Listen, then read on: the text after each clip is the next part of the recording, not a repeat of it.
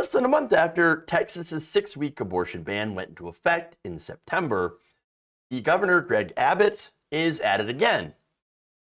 He has recently signed another bill to try to put the nail in the coffin of reproductive choice. So now, the new law, signed in Texas, restricts abortion medication by prohibiting doctors from prescribing the abortion pill following 7 weeks of pregnancy. That is 3 weeks less than the FDA's limit.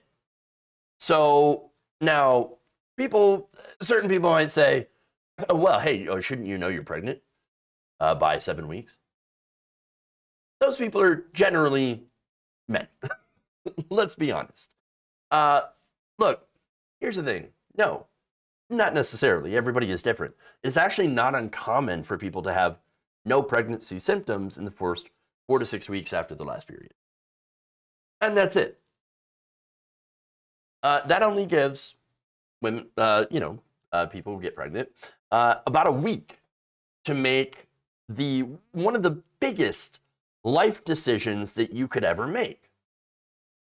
And not only that, but look, you have to make an appointment, which can be very difficult to do, to see a doctor. There happens to be, waiting lists, for example. Not only that, but then you also have to get the prescription. You have to pick up the prescription after making the decision and seeing the doctor. And so all of that is jammed into a very small period of time. But it gets worse. What about the people who don't have access to a doctor, who can't see a doctor? Not even right away, or don't even have that kind of doctor near them who was willing to prescribe this. Surely they could maybe get an appointment through the emerging telehealth technology, right? I mean, it's COVID time now. All right. So COVID, hey, we've got a lot of computers now, and everybody's pretty comfortable with using, Zoom. We could have a Zoom meeting with your doctor, a lot of telehealth. No, it turns out that this law actually targets that as well. In fact, the law makes it a felony for physicians to send abortion pills to a patient by courier, delivery, or mail. And it specifically requires physicians to do a medically unnecessary in-person exam before providing medication, abortion medication in person.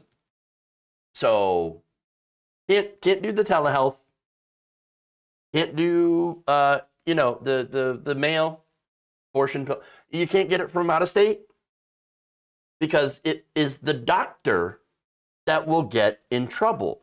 That law is punishable by up to 2 years in jail and a fine of $10,000, and only applies to doctors.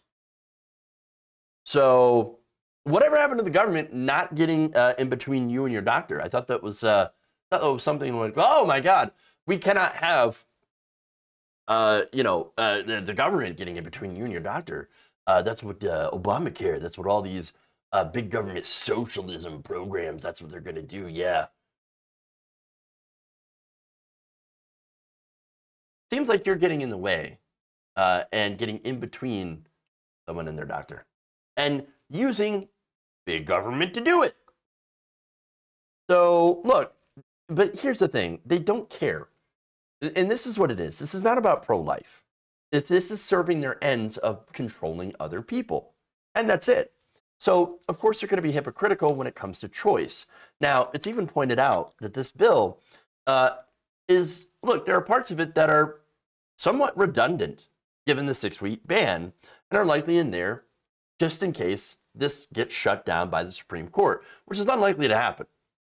So, other sections, however, are poised to have a major impact on Texans seeking abortion care early in pregnancy. In fact, just half of all abortions in Texas were medication abortions prior to the 6-week ban. Even with the 6-week ban in place, medication abortions likely account for a large number of abortion in that state. And across the country, medication abortion is the most common abortion method for people who are 10 weeks pregnant or less, according to the Guttmacher Institute. Medication is also less expensive, about $110 for the pill via mail versus at least $300 for an invasive surgical procedure. And of course, there's another reason why they specifically put that provision in that you're supposed to see a doctor in person and then get the prescription in person within that small time frame. Now, look, if you have to do that and people find out about it, you might be running into those anti-abortion nut jobs who sit outside of Planned Parenthood and scream how you're a baby murderer. You don't want to do that. Not only that, but you might have to travel to some of the very few abortion clinics that are left in the state. Now, Texas is gigantic, and they have little more than a dozen clinics operating now in a state of millions of people. And the result as a result of course, the 6-week ban in place, abortion clinics in neighboring states like Oklahoma are now overwhelmed with Texas patients, leaving clinic staff overworked as they try to accommodate new patients. And that's it. And these are, again, these people are more affluent. If you're a poor person, you're screwed. You're not going to be able to go out of state. You're not going to be able to travel to get an abortion or to get reproductive health care of any kind. I think it's pretty clear what's going on. Taking away choice from people who don't want or cannot afford to raise families. It's an assault on freedom. Now, one more thing, and they also put some very clear lies into this law as well. In fact, the Texas law inaccurately depicts 2 abortion medications, mifepristone and misoprostol, as having significant medical complications associated with them, such as uterine hemorrhage and pelvic inflammatory disease. So now, I say that they're lies because, I mean, there clearly are due to research. According to leading research group Advancing New Standards in Reproductive Health, when mifepristone and misoprostol are combined, the medications are over 95% effective and safer for the mother than Tylenol. Medication abortion, again, safe for the mother. The likelihood of complication from a medication abortion procedure is less than 1% when the medication is obtained via telemedicine or in person, according to the American College of Obstetricians and Gynecologists. So this is garbage on top of garbage, an assault on reproductive freedom. That's it. The likes of which I have never seen before.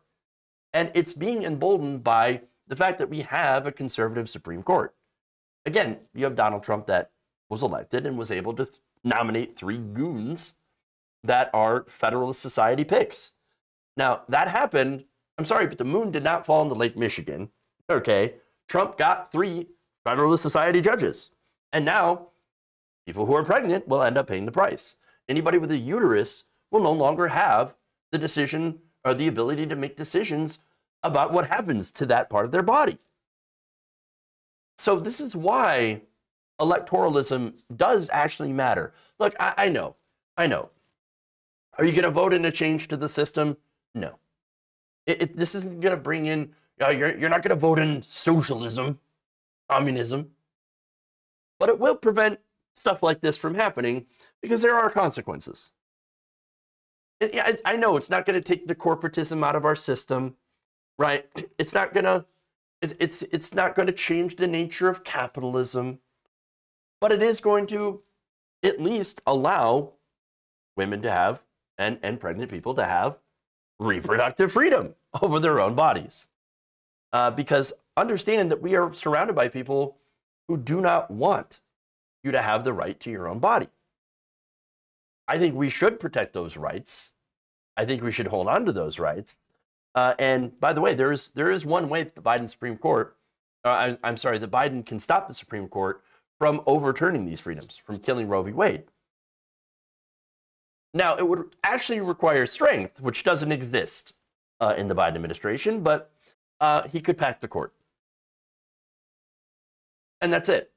He could pack the court. Now, if he doesn't, there's a very good chance that most of America, anywhere there's a Republican majority, any state, they will end up becoming Texas.